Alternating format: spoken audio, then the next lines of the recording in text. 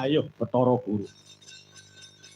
Lah kok kowe dadi ratuning dewa kok tingkahmu sakarepmu dhewe kaya ngono kuwi piye?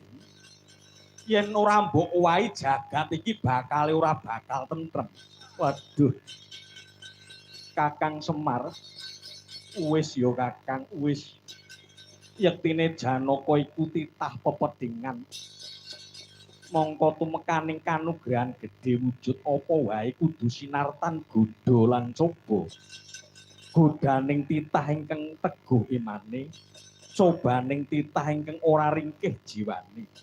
Mula kang saka iku teteping pangesti ya mung Janaka ingkang bener-bener dadi lananging jagat. Emongen ya Kakang, emongen selawase.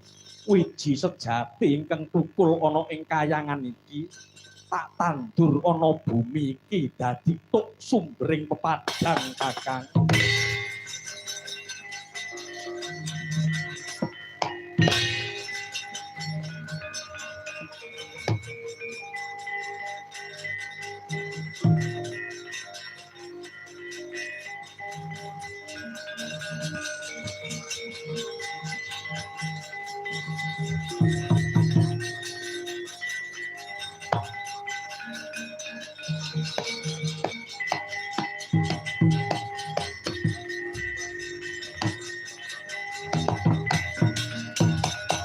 Tanyo bala Pandhawa nyuk gumulung mangung siring sata kula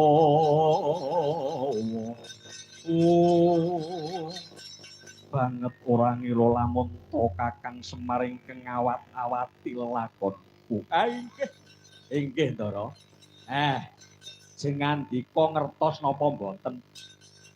Apa Kyai? Niki mangsawang buri kula niki.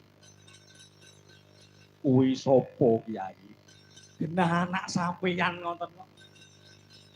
Lho, anak kalih Dersanala bola-bali anggere bojone akeh anak lahir ora ngerti.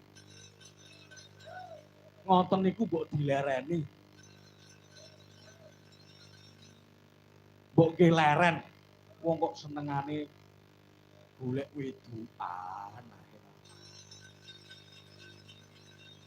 Bangsa wedukan uni mbok dilereni. Apa kaya ngono kuwi enek lerene Kakang. Mang etang mawon jenengan niku sinten mawon? Lho, mangitung pinten mawon? Ndara Sembadra Srikanti Larasati Manuhara lan liya-liyane. Mbok nggih leren pun tuwek barang kok.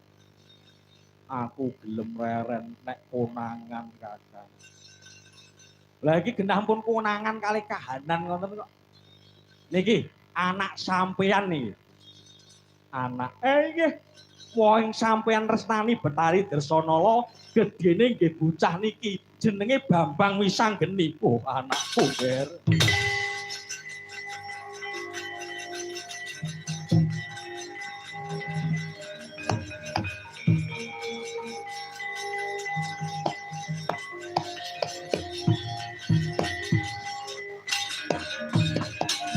Oh, anakku kok bagus temen. Anakku kok cakrak temen. Iki sapa, Kak? Kuwi papi ya. Ayah. Ora kaya wong bonaku tuwas diceluk papi kok esuk-esuk ngunggahke wedi.